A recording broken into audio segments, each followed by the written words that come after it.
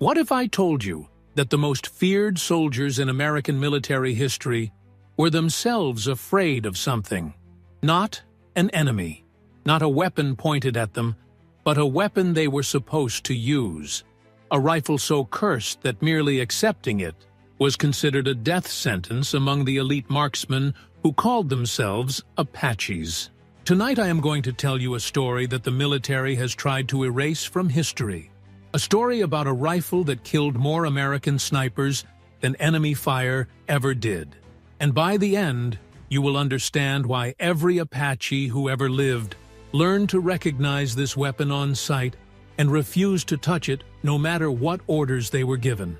Before we go any further, I need you to do something. Comment below and tell me where you are watching from right now. I want to know what part of the world is tuning in to hear this classified information.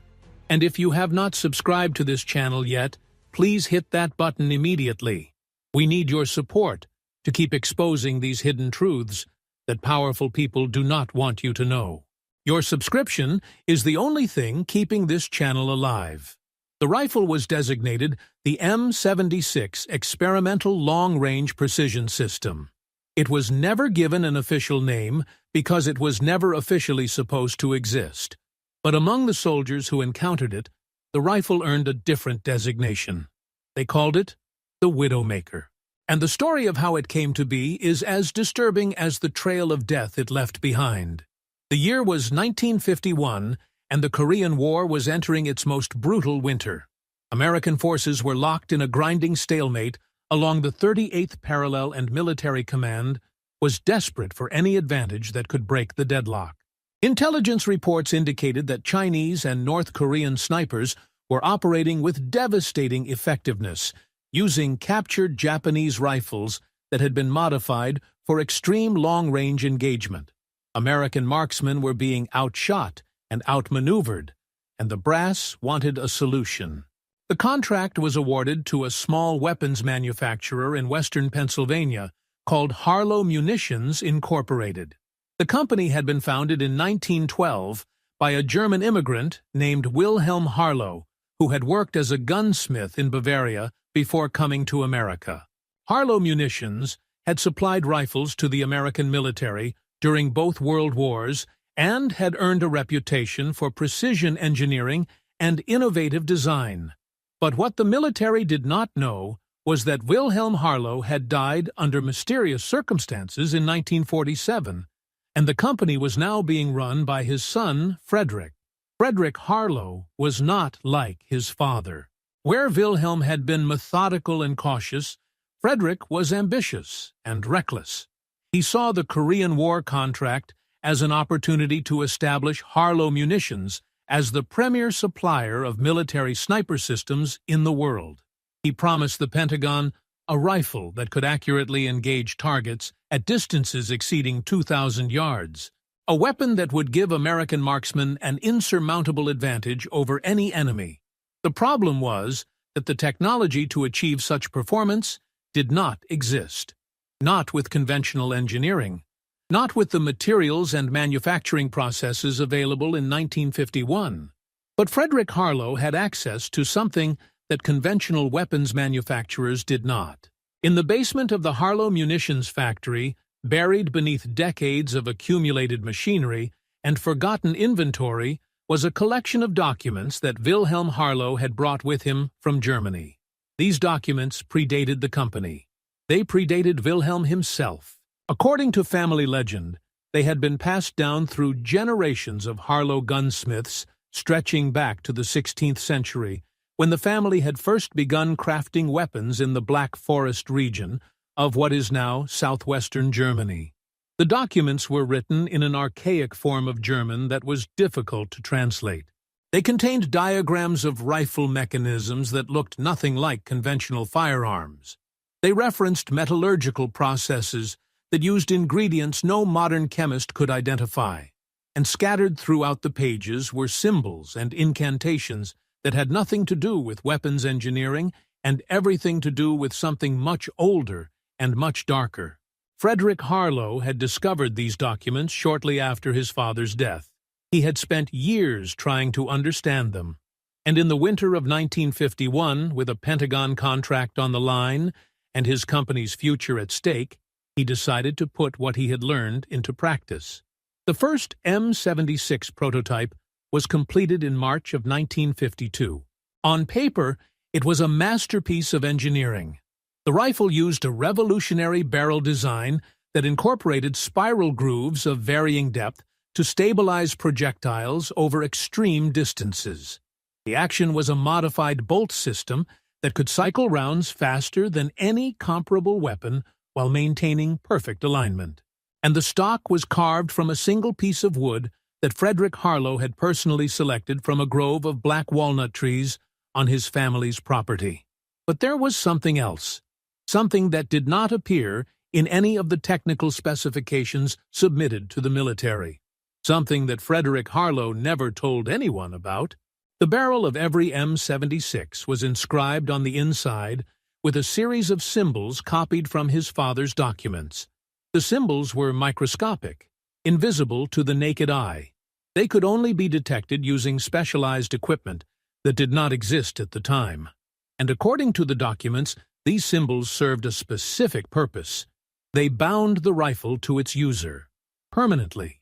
The first field tests of the M76 were conducted at a remote military installation in the Nevada desert in April of 1952. A team of 12 marksmen was selected from various branches of the military to evaluate the weapon's performance.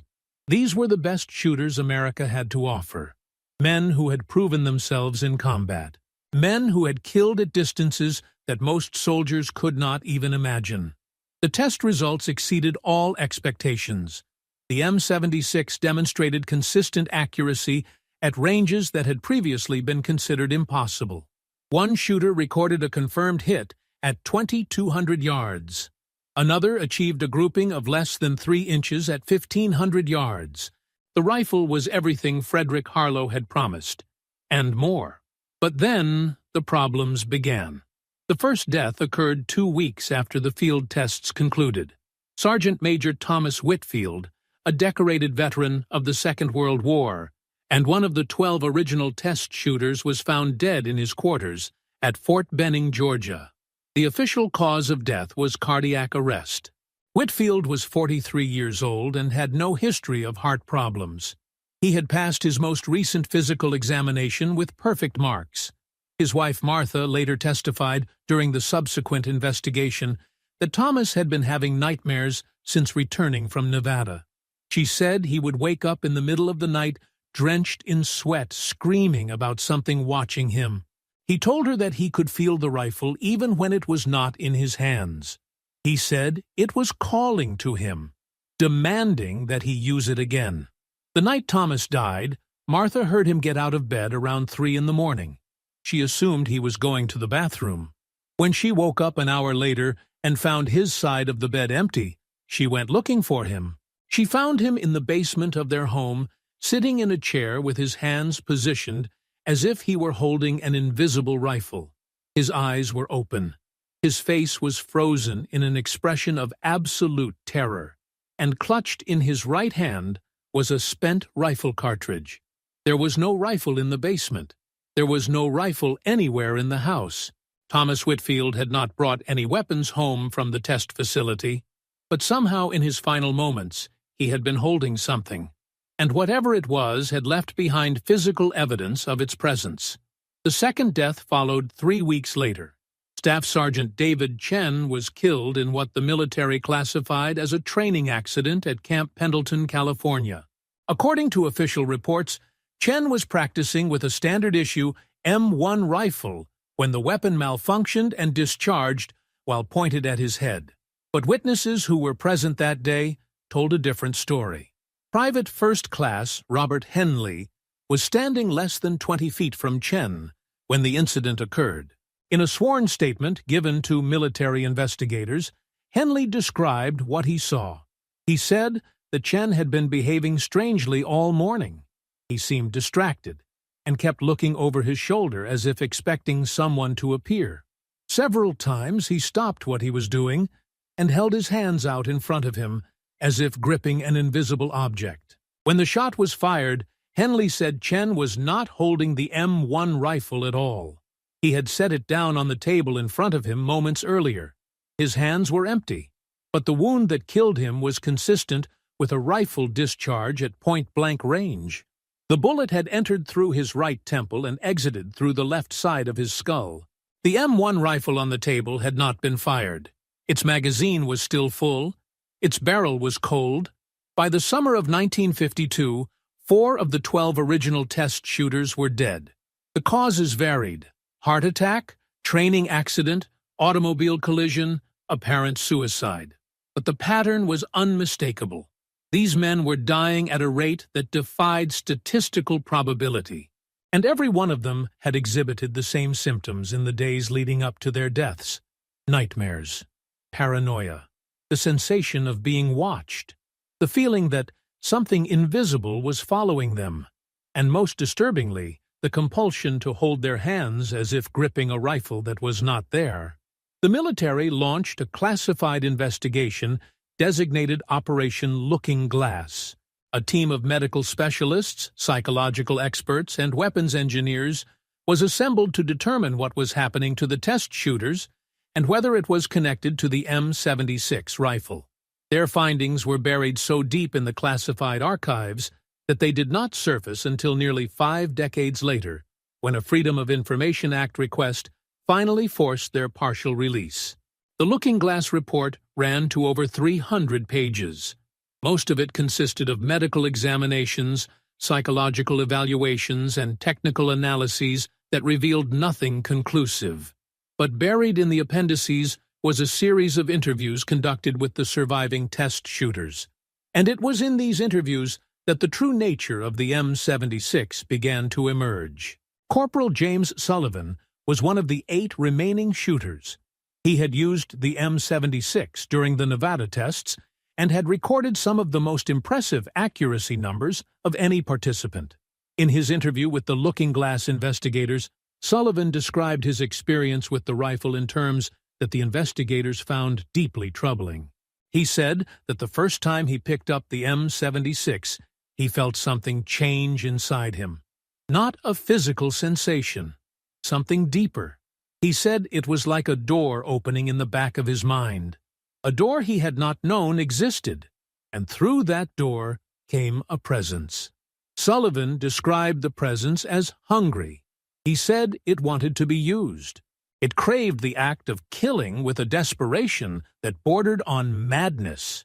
When he looked through the rifle's scope, he could see things that should not have been visible: heat signatures, heartbeats, the faint glow of life force emanating from every living creature in his field of view.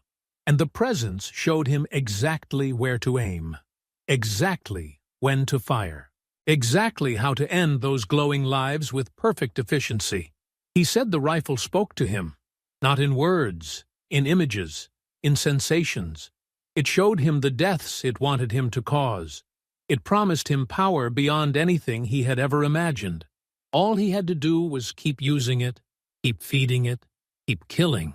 Sullivan told the investigators that he had not touched a rifle since returning from Nevada. He could not. Every time he tried to pick up a weapon, any weapon, his hands began to shake uncontrollably. He would see flashes of the presence, feel its hunger clawing at the edges of his consciousness, and he knew that if he gave in even once, he would never be able to stop. The most disturbing part of Sullivan's testimony came at the end of his interview. He told the investigators that he could still feel the M76, even though it was hundreds of miles away, locked in a secure facility at the Nevada test site. He said the connection that had formed when he first handled the rifle had never been broken. It was still there, waiting, patient, and he knew that eventually it would call him back. Sullivan asked the investigators a question before the interview concluded. He asked them if they knew what happened to the wood that Frederick Harlow used to make the rifle stocks. He said he had done some research on his own. He had learned that the black walnut grove on the Harlow property was planted in 1876 on land that had previously belonged to a community of German immigrants. Immigrants who had fled religious persecution in their homeland. immigrants who practiced rituals that their neighbors found disturbing enough to warrant accusations of witchcraft. He said the grove was planted on the site of a mass grave. 17 people had been buried there after dying under circumstances that were never explained, and the trees had grown tall and strong, feeding on whatever remained in that poisoned soil.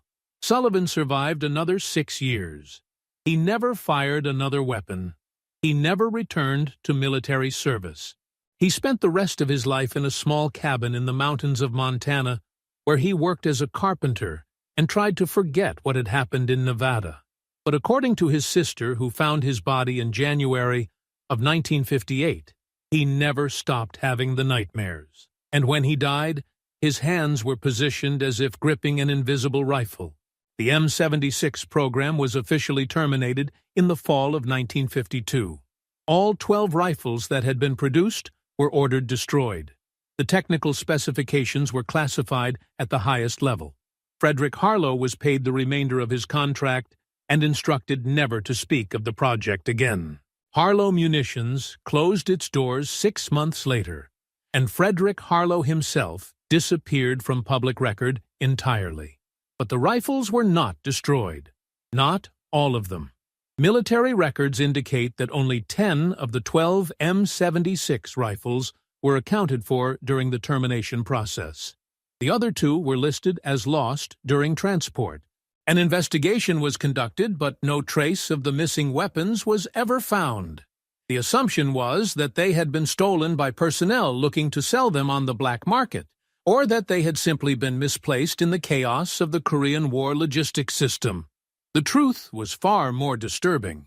In 1967, a reporter named Harold Vance was investigating a series of unusual deaths among Vietnam War veterans when he stumbled across a reference to Operation Looking Glass in a document that should never have been declassified. Vance spent the next 3 years tracking down every lead he could find. He interviewed surviving family members of the original test shooters. He filed Freedom of Information requests that were repeatedly denied. And eventually, he found someone who was willing to talk. The source was a former military intelligence officer who had been involved in the termination of the M76 program. He refused to give his name or allow his voice to be recorded. But he told Vance something that changed everything the reporter thought he understood about what had happened. He said the 2 missing rifles were not lost or stolen. They were deliberately hidden by people inside the military who believed the weapons were too valuable to destroy, people who wanted to study them, people who wanted to understand how they worked, and perhaps recreate the process that had made them so effective. The source told Vance that the rifles were taken to a research facility in New Mexico where they were subjected to every kind of analysis imaginable. Scientists examined the barrel inscriptions and identified them as symbols associated with medieval German occult practices. Metallurgists analyzed the alloys used in the rifle's construction and found trace elements that could not be identified using any known periodic table. And psychologists studied the reports from the surviving test shooters, trying to understand how a rifle could form a psychological bond with its user. What they discovered terrified them. The M76 was not just a weapon. It was a vessel. The symbols inscribed on the barrel created a conduit between the physical world and something else. Something that existed in a space beyond normal human perception. When a shooter fired the rifle, that conduit opened, and something came through. The scientists called it a psychic parasite, an entity that fed on the act of killing. It attached itself to the shooter's consciousness and remained there even after the rifle was no longer in their hands. It grew stronger with each death the shooter caused, and eventually, when it had grown strong enough, it consumed the shooter entirely. The deaths of the original test shooters were not accidents or coincidences. They were harvests. The entity attached to each rifle had been feeding on them, slowly draining their life force until nothing remained. And when they died, their consciousness did not simply cease to exist. It was absorbed, incorporated into the entity itself, making it stronger, making it hungrier. The source told Vance that the research facility in New Mexico was shut down in 1958 after 3 scientists died under circumstances identical to the original test shooters. The 2 rifles were supposed to be destroyed for real this time, incinerated at temperatures high enough to melt steel and reduce even the strange alloys to ash. But once again, the rifles survived. The source did not know how. He did not know where they went. All he knew was that the destruction was never completed. Something interfered. Something protected those rifles. And somewhere out there in the world, the 2 surviving M76 weapons were still waiting for their next users. Harold Vance never published his investigation. His notes were found in his apartment after his death in 1973. The official cause was heart failure. He was 41 years old, and according to the police report, his hands were positioned as if gripping an invisible object. The legend of the Widowmaker spread through military sniper communities despite all efforts to suppress it. Veterans who served in Korea and Vietnam passed down warnings to younger soldiers. They described a rifle that was too accurate, too effective. A rifle that promised everything a marksman could want and delivered it at a price no one should ever pay. They told stories of soldiers who had encountered the weapon and lived to regret it. And they all agreed on one thing. If you ever see a rifle that matches the description of the M76, you run. You do not touch it. You do not examine it. You do not even look at it for too long. Because the moment you make contact, the bond begins to form. And once that bond is established, there is no breaking it. Not in this life. Maybe not even in the next. The Apache snipers who emerged in later decades all knew the legend. It was part of their training, part of their culture. The very best marksmen in American military history were taught to fear one specific type of rifle above all others, not because of what it could do to the enemy, but because of what it would do to them. And the most terrifying part of the story is that the 2 missing M76 rifles have never been found. They are still out there somewhere, waiting, hungry, patient. Some say they surface occasionally in war zones around the world. A rifle that appears from nowhere in the hands of a soldier who becomes unstoppable. A weapon that grants supernatural accuracy and then collects its payment in blood and souls. There are reports from Iraq, from Afghanistan, from conflicts in Africa and South America where American advisors have operated in the shadows. The reports always follow the same pattern. A marksman who suddenly becomes impossibly skilled. A series of kills that defy explanation. And then a death that makes no sense. A heart attack, an accident, a suicide, and hands frozen in the position of holding something that is no longer there. The Widowmaker is still hunting, and if the legends are true, it will never stop. Because the entity that lives within those rifles is not bound by time or space. It exists in a dimension where hunger is eternal and patience is infinite. It has been feeding on human death since long before the M76 was ever built. The rifle is just its latest vessel, its most effective tool. And somewhere right now, in some forgotten corner of the world, a soldier is picking up a rifle that feels different from any weapon they have ever held. A rifle that seems to fit their hands perfectly. A rifle that whispers promises of glory and power and perfect deadly accuracy. That soldier does not know what they are holding. They do not know the price they have just agreed to pay. But they will learn. They always learn. And by then, it is far too late. The first confirmed sighting of a Widowmaker rifle after the official termination of the program occurred in the Ia Drang Valley in November of 1965. It was during some of the bloodiest fighting of the Vietnam War, and what happened there would become one of the most closely guarded secrets in American military history. Sergeant First Class Raymond Delacroix was a Cajun from the swamps of southern Louisiana. He had grown up hunting alligators and wild boar in terrain so dense and treacherous that most people would not survive a single night. By the time he arrived in Vietnam, He had already completed 2 tours in Korea and was considered one of the finest marksmen in the entire United States Army. His fellow soldiers called him the Bayou Ghost because of his ability to move through any environment without making a sound. Delacroix was attached to the 1st Battalion, 7th Cavalry Regiment during the Battle of Ia Drang. On the 3rd day of fighting, his unit was pinned down by enemy fire from a series of fortified positions on a hillside approximately 800 meters from their location. Air support was unavailable due to weather conditions.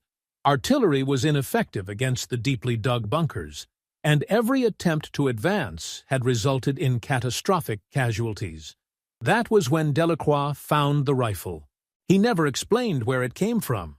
In his after-action report, he simply stated that he had acquired a long-range precision weapon from an unspecified source and used it to neutralize the enemy positions. But soldiers who were present that day told a different story. They said that Delacroix had wandered away from the unit during a lull in the fighting and returned 20 minutes later carrying a rifle that none of them had ever seen before. Private First Class Marcus Webb was one of those soldiers. In an interview conducted 30 years later for a documentary that was never released, Webb described the weapon Delacroix was carrying. He said it was unlike any rifle he had encountered in his military service.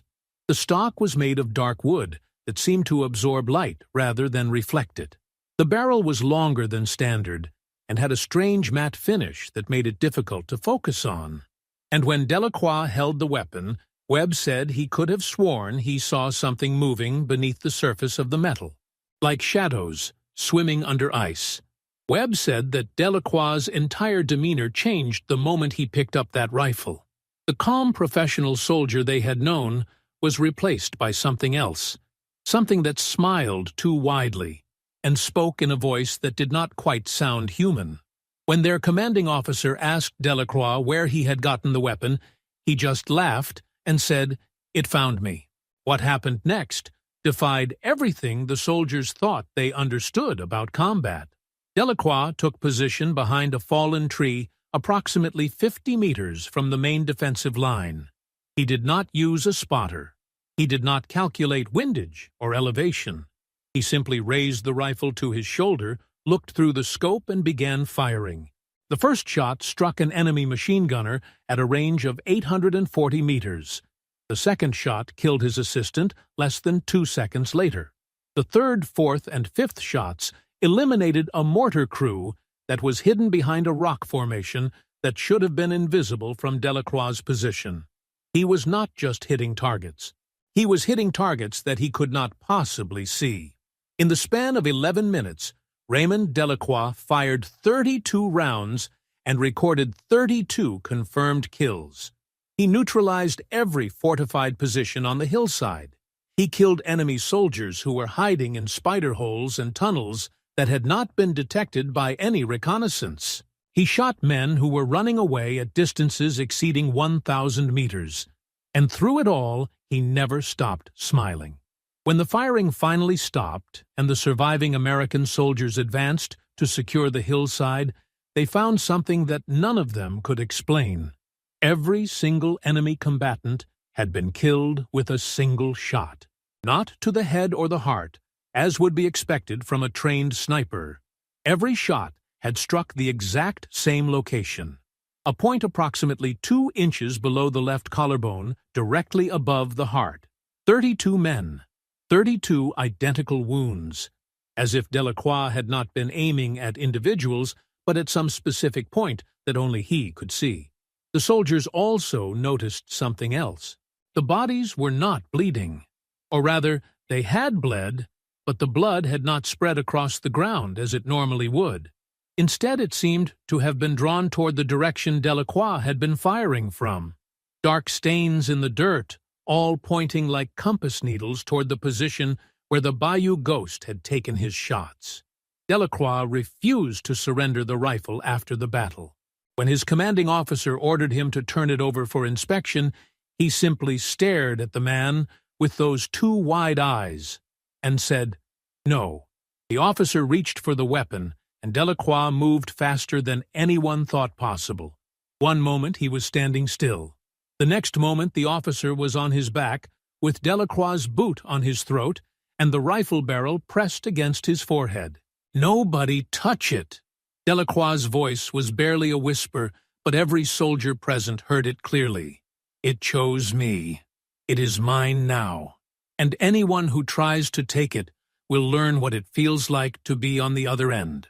The standoff lasted nearly an hour before Delacroix finally released the officer and walked away into the jungle carrying the rifle. A search party was sent after him, but they found nothing. No tracks, no trace. Raymond Delacroix had vanished as completely as if the jungle had swallowed him whole.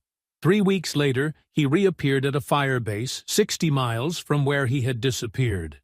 He was alone. He was still carrying the rifle, and he had a collection of enemy ears strung on a wire around his neck. 73 ears. 36 and a half pairs. The half pair, he explained with that terrible smile, belonged to a man who had tried to run before Delacroix was finished with him. The military did not know what to do with Raymond Delacroix. He had gone absent without leave. He had threatened a superior officer. He had committed acts that violated multiple articles of the Uniform Code of Military Justice. But he had also single-handedly killed over 100 enemy combatants in 3 weeks.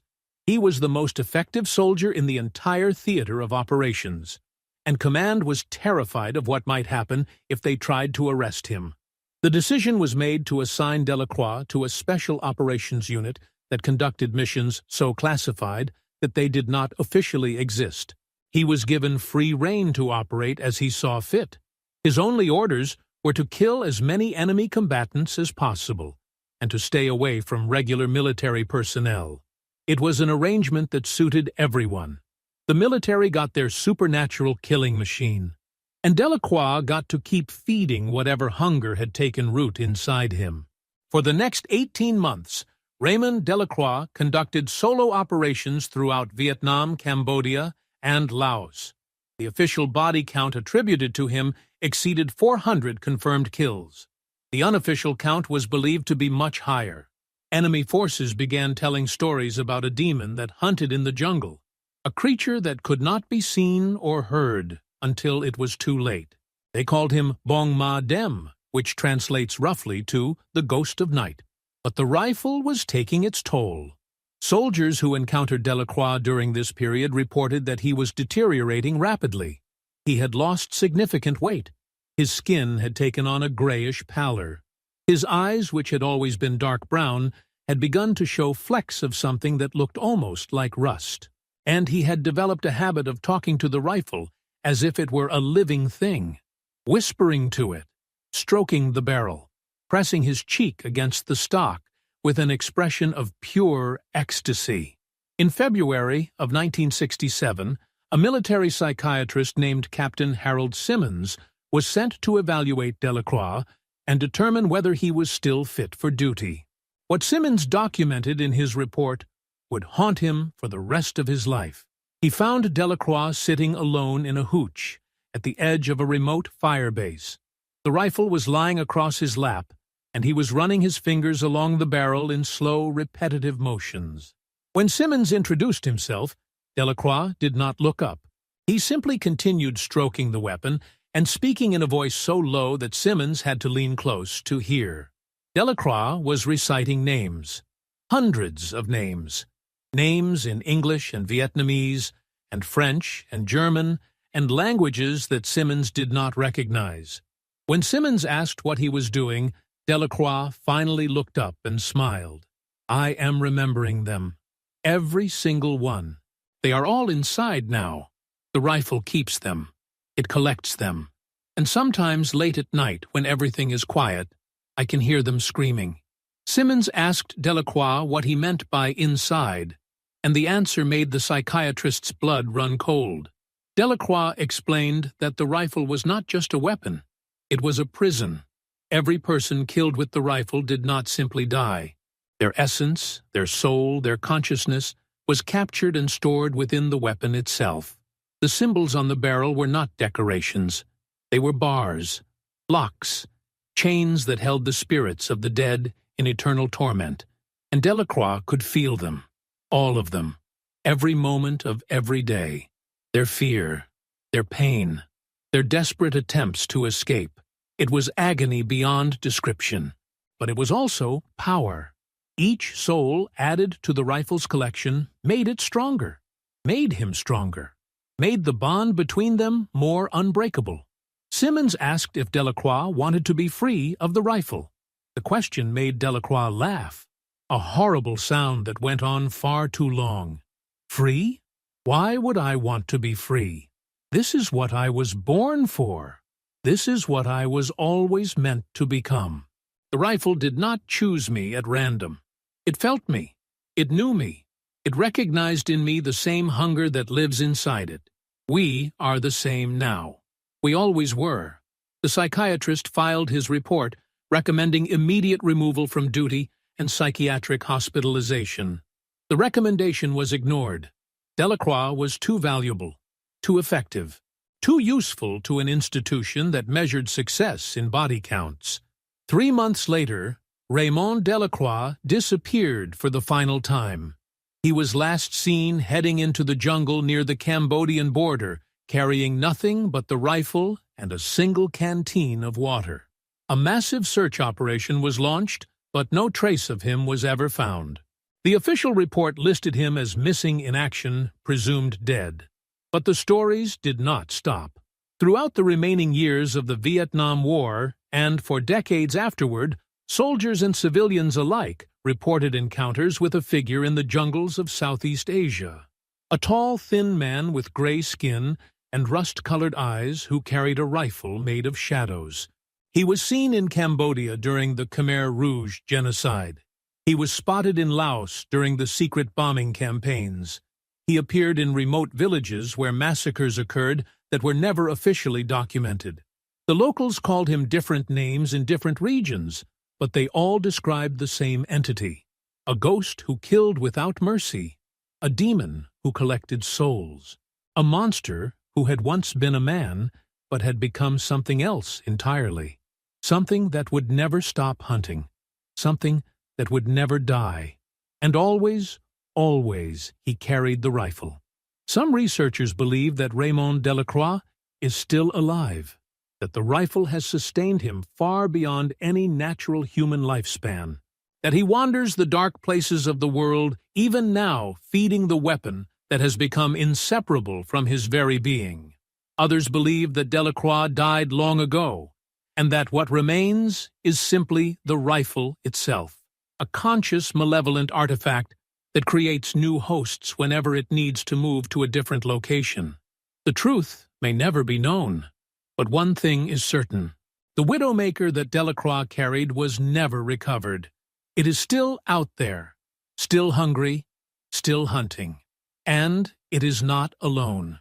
The second missing M76 surfaced in a very different context, not in a jungle or a battlefield, but in a small town in rural Texas in the summer of 1984.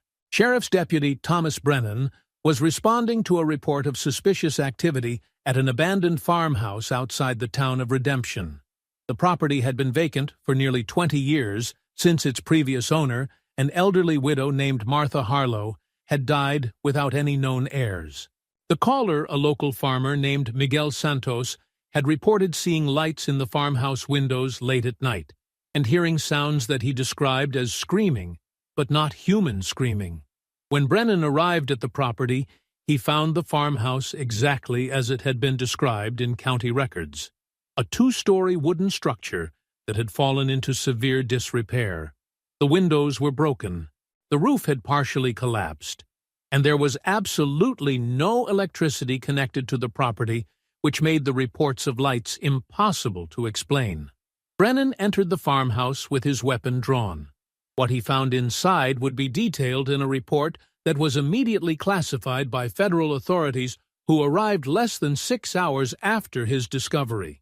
The interior of the farmhouse had been transformed into something that Brennan struggled to describe. The walls were covered in symbols. Thousands of symbols painted in what forensic analysis would later confirm was human blood, mixed with an unidentified organic compound. The symbols matched those found in the original M76 documentation. They also matched symbols found at sites associated with ritual killings dating back to the 16th century in Germany and Eastern Europe. In the center of the main room, Brennan found a wooden case approximately 4 feet long and 18 inches wide. The case was made from the same dark wood as the M76 rifle stocks, and it was covered in the same symbols that decorated the walls. When Brennan opened the case, he found what he initially believed to be the missing rifle. But something was wrong. The rifle in the case was incomplete. The barrel was present. The stock was present. But the action, the mechanical heart of any rifle, was missing. In its place was a hollow cavity, lined with what appeared to be human teeth. Dozens of teeth, perhaps hundreds, arranged in concentric circles that seemed to pulse with a faint, reddish light. Brennan reached toward the rifle without understanding why. His hand moved of its own accord, as if drawn by a magnetic force he could not resist. His fingers brushed the surface of the stock, and in that instant he saw everything. He saw Wilhelm Harlow fleeing Germany in 1897, carrying documents that had been passed down through his family for generations. He saw Frederick Harlow discovering those documents and realizing that they contained instructions for creating weapons of impossible power. He saw the 12 test shooters in Nevada and felt their terror as the entities bound to the rifles slowly consumed them. He saw Raymond Delacroix smiling in the jungle and heard the screams of 400 souls trapped inside a prison of wood and metal. And he saw what the rifle wanted, what it needed, what it had been waiting for all these years in the darkness of the abandoned farmhouse. It needed to be completed. Brennan pulled his hand away with a scream that brought 3 other deputies running to his location. When they found him, he was huddled in the corner of the room as far from the rifle case as he could get. He was sobbing uncontrollably and repeating the same words over and over. Do not let them finish it. For the love of God, do not let them finish it. Federal agents arrived before dawn and took possession of everything in the farmhouse. Brennan was taken into custody and held for 3 days of debriefing, during which he was questioned about what he had seen and experienced. When he was finally released, he resigned from the sheriff's department and left Texas entirely. According to his family, he spent the rest of his life moving from town to town, never staying anywhere longer than a few months. He died in 2003 at the age of 67. Heart failure. Hands positioned as if gripping an invisible rifle. The federal investigation into the farmhouse revealed several disturbing facts. The property had indeed belonged to Martha Harlow, who was the sister of Frederick Harlow, the man who had created the original M76 rifles. When Frederick disappeared in 1953, after the termination of the program, he had apparently come to Texas to stay with his sister. Martha had never reported his presence to authorities and had maintained the fiction that she lived alone until her death in 1965. What had Frederick Harlow been doing in that farmhouse for 12 years? The evidence suggested that he had been continuing his research, trying to perfect the process that had created the Widowmaker rifles, trying to build something even more powerful, something that required components that could not be manufactured, components that had to be harvested. The teeth found in the rifle case were analyzed by federal forensic specialists. They came from at least 47 different individuals, men, women, and children spanning a range of ages from approximately 5 years old to over 70. DNA analysis conducted decades later would link several of the teeth to missing persons cases from the Texas, Louisiana, and New Mexico region dating from 1953 to 1965. Frederick Harlow had been killing people, taking their teeth, adding them to the rifle one by one, building something that would make the original Widowmaker look like a child's toy. But he had never finished. The rifle action was still missing. The weapon was incomplete. and according to the documents found at the farmhouse, it would remain incomplete until a very specific component could be obtained. The documents called it the Seelenspiegel, the soul mirror, a piece of polished obsidian that had allegedly been brought to America by the original German immigrants who settled the land where the Harlow property now stood. The obsidian had supposedly been used in rituals dating back to pre-Christian Germany, rituals that involved binding human consciousness to physical objects, rituals that had given birth to the very practices that Wilhelm Harlow documented in his ancestral papers. The Seelenspiegel was never found at the farmhouse. Frederick Harlow had apparently been searching for it when he died or disappeared or whatever had happened to him. Without it, the rifle could not be completed. Without it, the weapon that would have eclipsed all others remained dormant, waiting, incomplete. But here is the part that keeps researchers awake at night. The federal agents who investigated the farmhouse were thorough. They searched every inch of the property. They cataloged every item. They photographed everything. And then, 6 months after the investigation concluded, someone broke into the secure federal facility where the evidence was being stored. The break-in was never solved. No suspects were ever identified. But when investigators examined what had been taken, they found that only 3 items were missing from the extensive collection of evidence: the incomplete rifle, the wooden case, and a single page from Frederick Harlow's research documents. The page that described exactly where the Seelenspiegel could be found. Someone out there has the components needed to complete the most dangerous weapon ever conceived. Someone has the knowledge, the materials, and presumably the will to finish what Frederick Harlow started. And if they succeed, they will create something that makes the original Widowmaker rifles look like minor curiosities. The Apache snipers who served in Iraq and Afghanistan were briefed on this possibility. They were shown photographs of the incomplete rifle and told to report immediately if they ever encountered anything matching its description. Several of them claimed to have felt something during their deployments, a presence watching them, a hunger directed at them, as if something was searching for the right person to wield a weapon that did not yet exist.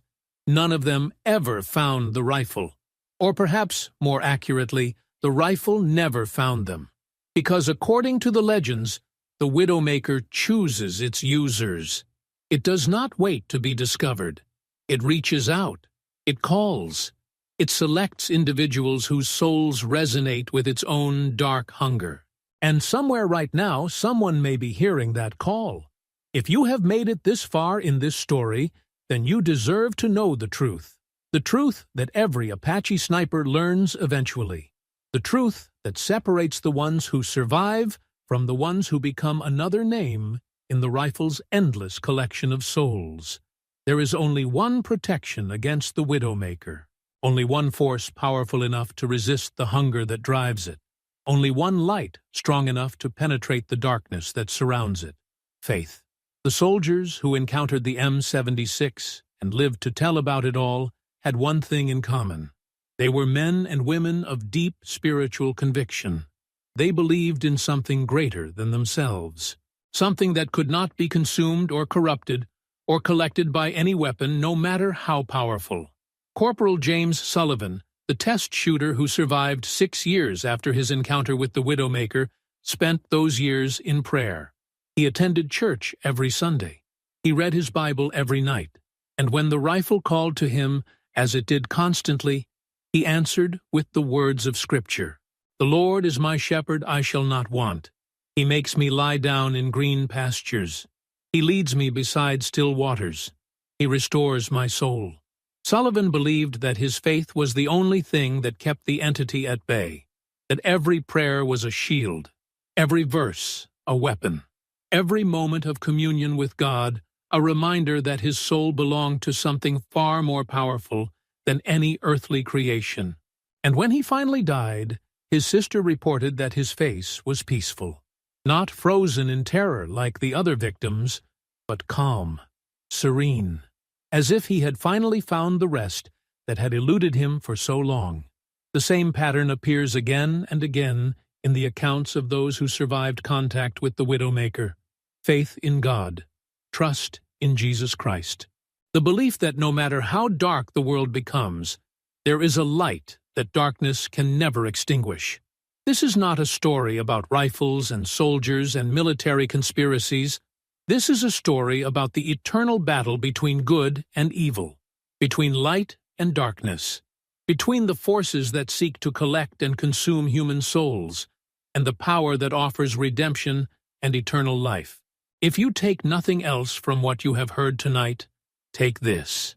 There are things in this world that hunger for your destruction, forces that want nothing more than to add your soul to their collection, weapons that will promise you power and deliver only damnation. But you are not defenseless. You were never defenseless. The same God who created the universe created you. The same Jesus Christ who defeated death on the cross stands ready to defend you against any enemy. All you have to do is call upon His name. All you have to do is believe. The Widowmaker is still out there. The incomplete rifle is still waiting to be finished.